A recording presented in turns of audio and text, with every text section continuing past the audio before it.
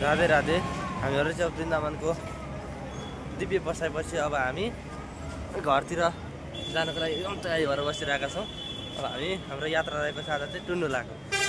अब हामी यहाँबाट जान्छौँ आग्रा हुँदै टुन्डुलासम्म पुग्छौँ।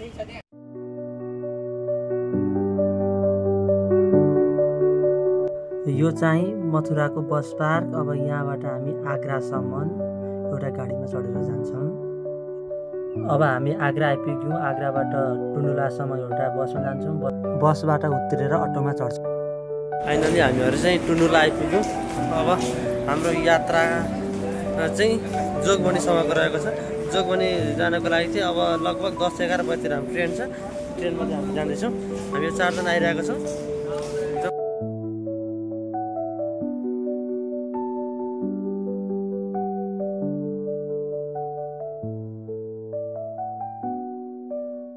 अटोबाट उत्रेर पूर्वतिर जाने एउटा मार्ग छ। त्यो मार्गलाई हामीले अप्नायौँ भने 5 नम्बर गेटवाला एउटा अप्सन देखाउँछ। त्यहाँबाट भित्र छिरिसकेपछि हामी ट्रेन भएको ठाउँमा हामी आउन सक्छौँ।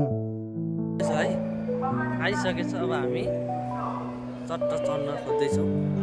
चढ्दाखेरि त भिडियो बनाउन सकिँदैन। त्यही पनि ट्रेन चाहिँ हामी यसमा चढ्दैछौँ है त।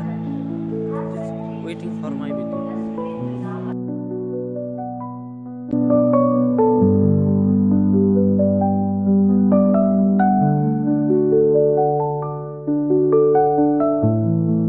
हामी यो ट्रेनमा चढ्यौँ र आनन्दको साथमा हामीले यात्रा गऱ्यौँ। बिचबिचमा आनन्दको साथमा भजन गायौँ।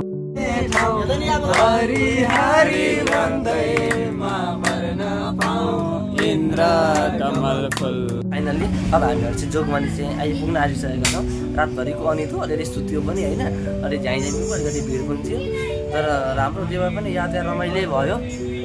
अब हामी जोगबनी आउनको लागि चाहिँ केही समय मात्रै बाँकी छ। 45 मिनट जस्तो हामी यात्रा गऱ्यौँ भने हामी जोगबनीमा चाहिँ ठिक आइपुग्छौँ।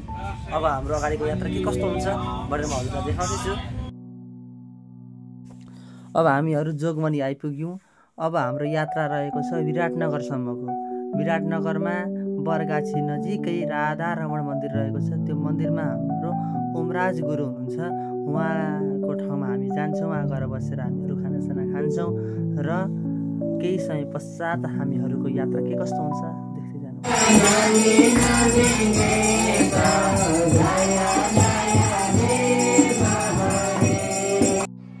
बरगाछी नजिकै दिदीसँग भेट गरेर भान्जासँग भेट गर्नको निमित्त बोर्डिङमा गएर खाजा खाने टाइममा भेट गरेर अब हामी चाहिँ आज विराटनगरको भाटभटेनीमा चाहिँ लाज शरण भन्ने मुभी हेर्न आएको।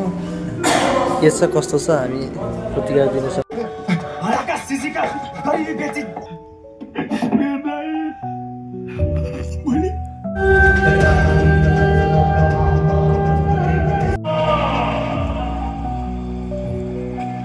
लासको खोजी गर्ने बाहनामा गजुता।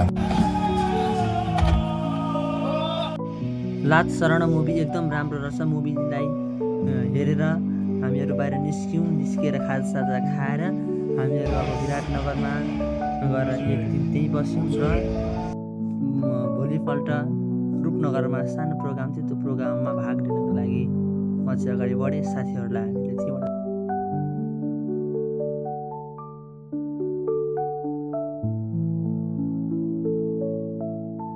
त्यहाँको प्रोग्रामहरू सबै थोक सकिसकेपछि त्यहाँबाट म चाहिँ कटारी आएँ र कटारी आएको 2-4 घन्टापछि चाहिँ म स्वतः आफ्नै गृहमा प्रवेश गरेँ। जय जय श्री राधेश्याम।